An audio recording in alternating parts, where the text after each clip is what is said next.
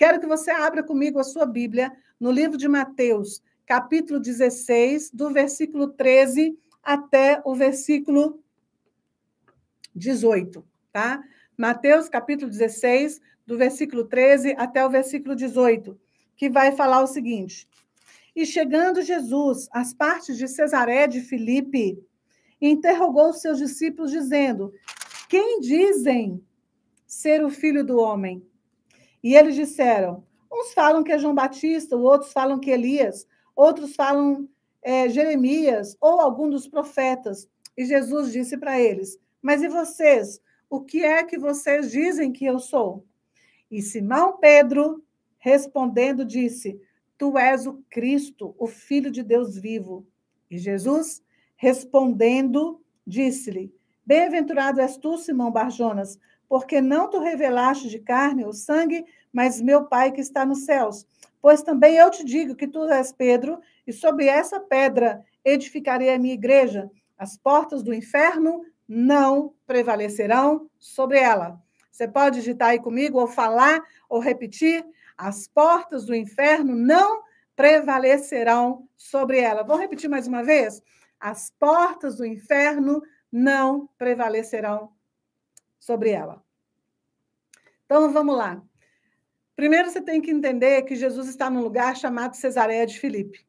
E tem alguns pontos aqui, 3 pontos, 4 pontos importantes que eu quero destacar com você aqui agora. Primeiro, né? A que portas do inferno Jesus está se referindo? Primeiro ponto.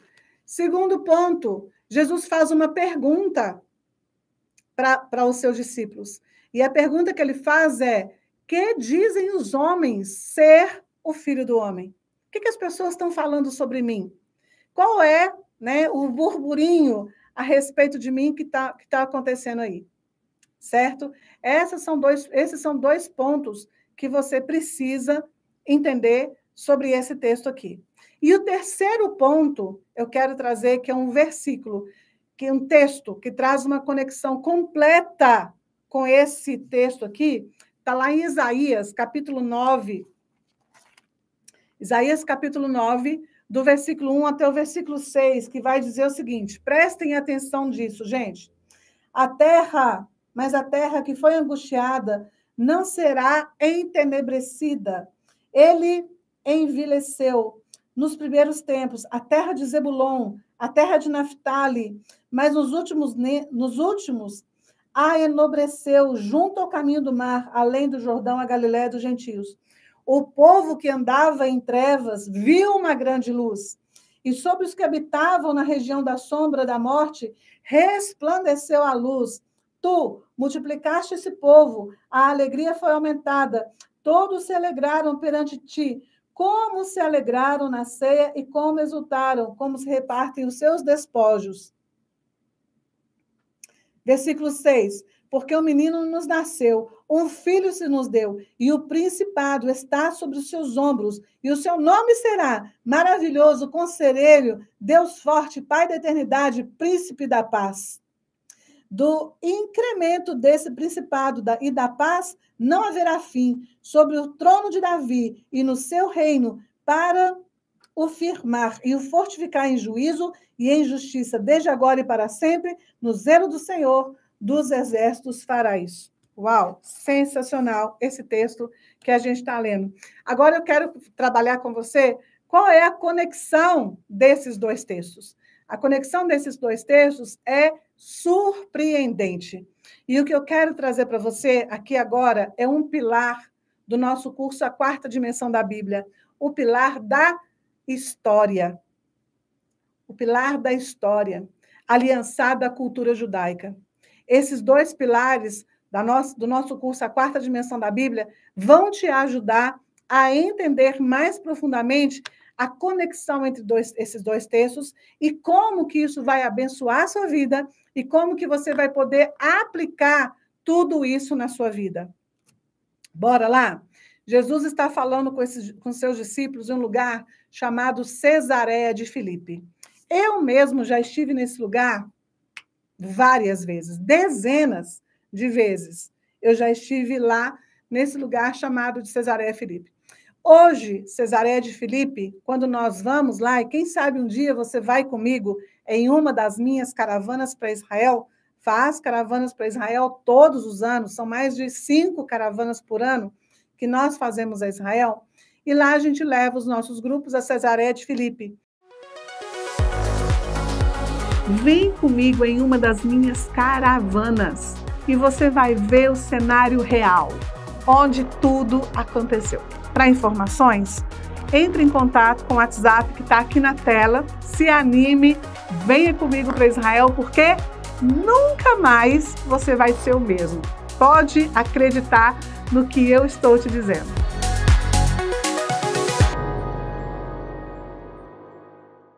Hoje, Cesareia de Filipe é um lugar lindo, é um lugar bonito, é um lugar de fontes naturais, se tornou um sítio arqueológico, porque uma cidade foi construída ali, né? Mas hoje essa cidade ela ruiu, né? Ela acabou através dos séculos e hoje ela é um parque nacional, se tornou um sítio arqueológico, um parque nacional muito bonito. As pessoas chegam lá, as nascentes, grandes nascentes do Jordão estão ali naquele lugar. E, enfim, está nos pés do Monte Hermon. Então, é um lugar muito bonito, impactante. Mas, tchan, tchan, tchan, tchan. Nessa cidade chamada Cesareia de Filipe, ficava um lugar que, naquela época de Jesus, era conhecido como Portais do Inferno. Hoje é um lugar lindo, mas naquela época era um lugar temido, porque lá ficava um lugar chamado Portais do Inferno. Deixa eu falar o primeiro ponto aqui desse texto. Você nunca vai compreender o cenário das Escrituras se você não compreender a cultura judaica, a história, o local geográfico, a língua hebraica e as passagens da Bíblia relacionadas a isso. Quando nós estamos ali, quando nós estamos envoltos desses pontos, nós conseguimos entender todo o contexto dele como um todo. Entende? Deixa eu falar qual é a conexão desses dois textos. No século III a.C., Cesareia de Filipe ficava exatamente nessa região da tribo de Zebulon e Naftali, que o texto de Isaías 9 está falando sobre ele, né? Olha, a terra de Zebulon e a terra de Naftali, o povo que andava em trevas viu grande luz. Está falando o seguinte, essa cidade, Cesareia de Filipe, ela ficava nessa região de Zebulon e Naftali, foi uma cidade que foi erguida em torno de um Partenon aos pés do Monte Hermon. Então, vamos lá. Essa cidade, Cesareia de Filipe, ela não era uma cidade judaica, ela era uma cidade romana na nação de Israel. Ela foi erguida pelo Império Grego-Romano. E o Império Grego-Romano, aonde eles iam, aonde eles implementavam a sua cultura, eles implementavam junto, eles traziam junto, né, a cultura de adoração a outros deuses. E lá nessa cidade, Cesareia de Filipe, eles havia uma fonte de água natural que jorrava de uma gruta. E dessa gruta, eles criaram nessa gruta, era uma montanha muito grande, enorme mesmo a montanha. A gruta existe até hoje, a fonte de água existe até hoje. Mas nessa gruta, eles criaram um templo, construíram um templo muito grande, lembra? Era uma cidade grego-romana. Então, eles trazem junto com essa cidade, né, toda a sua cultura. E a cultura é a cultura de adoração a vários deuses. Então, eles, no pé do monte, eles fizeram vários templos, e um dos templos, que era o maior desses templos, que estava nessa gruta, eles colocaram um templo ao deus Pan. E o deus Pan, dentro da mitologia grega, ele era o deus dos bosques, o deus dos rebanhos, dos campos, dos pastores. E na mitologia grega, ele vivia em grutas. Por isso, essa gruta foi construída na boca dela um templo enorme ao deus Pan. Agora, como era a imagem do deus Pan? A imagem dele era metade homem, metade bode, ele tinha chifres, e ele tinha, na sua mitologia, na sua história mitológica, né, ele tocava flauta doce. Agora, veja bem, a proposta desse deus Pan, na mitologia grega, era o encantamento de donzelas. Então, a história contava que o deus Pan, ele caminhava, ele saía da sua gruta todas as noites, caminhando pelos bosques e florestas à procura de donzelas para desonrá-las, né? O que nós chamamos hoje de estupro. Essa era a história do deus Pan. E aí, com isso, ele gerava terror, ele afligia medo com essas ameaças da história. Lembra, gente? Deixa eu falar para você, a mitologia grega e romana, elas são apenas histórias, não passam de histórias. Contudo, carregam dentro de si conceitos e valores que são influenciados na região onde elas são contadas, carregam potestades e principados juntos com elas. Entenderam? Portanto, a simbologia do deus Pan era orgia sexual. E, com isso, ele próprio era símbolo de zoofilia. O que é zoofilia? Sexo com animais. A lenda mitológica conta que o deus Pan era filho de Zeus, que era o deus máximo do Partenon, com uma cabra. E o culto ao Pan, como era o culto ao deus Pan, né?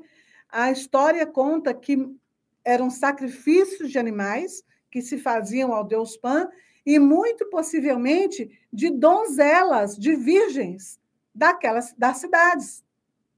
Então, agora você consegue entender o Isaías 9, que fala que a terra de Zebulon e a terra de Naftali, que é exatamente onde ficava a região da cidade de Cesareia de Filipe, onde Jesus agora, séculos depois, estava com seus discípulos, perguntando para os seus discípulos quem era ele, essa terra de Zebulon e Naftali, que o texto de Isaías fala, vivia em terror, vivia sobre a sombra. Como que fala lá o texto? Como é que o texto vai falar? Né? Sobre região, o povo habitava na região da sombra da morte. Essa era a região conhecida como região da sombra da morte, por causa de toda essa tradição cultural, né, religiosa, terrível, que essa região passava sobre ela. Então, é nesse lugar que Jesus estava, o lugar conhecido como a região da sombra da morte. A região em que Isaías 9 fala que o povo andava em trevas. É essa região. E é por causa disso. E é daí, desse deus Pan, que se origina o nome Pânico. Pan vem de Deus, desse Deus, né? E Ico quer dizer medo. Então, a palavra pânico significa medo do Deus Pan. Lembra como é que eu comecei a minha live de hoje? Falando que hoje nós iríamos orar para que todos os medos que te impedem de ser impulsionado, de viver uma vida sem medo, de ser impulsionado para frente na sua vida, viver seus sonhos, seus projetos, todos os projetos da sua vida, hoje nós vamos orar para que isso seja quebrado na sua vida, porque a nação de Israel também passou por isso. E é por isso que a Bíblia é sensacional, porque ela nos ajuda a aplicar tudo isso na nossa vida, e você vai aplicar na sua vida hoje, agora. Agora você está começando a entender a origem dessa palavra pânico, a origem dessa palavra medo. O medo excessivo que é gerado em pânico. Ela se origina dessa história da mitologia grego-romana. e que foi aplicada na nação de Israel de tal forma que uma região de 2 tribos, de Naftali e Zebulon, andavam extremamente sobre o jugo do medo. E não conseguiam crescer, e não conseguiam vencer, e não conseguiam romper, e não conseguiam sonhar, e não conseguiam nada. Por isso, esse lugar onde Jesus estava, era com Pedro e todos os seus discípulos, ele chega com eles em Cesareia de Filipe, ele se assenta exatamente nessa gruta que eu estou relatando para você. Exatamente onde colocaram e construíram esse templo ao Deus Pan. E é lá que se chamava Portas do Inferno, por causa disso. Por causa de todo o medo gerado nessas 2 tribos, por causa de toda essa, né, de todo esse grilhão, toda essa corrente, todo esse, né, esse acorrentamento com essa nação, com essa parte da nação, a ponto de fazer que essa parte da nação se chamava região ou zona da sombra da morte. Olha, o medo, ele faz com que nós vivemos a sombra da morte.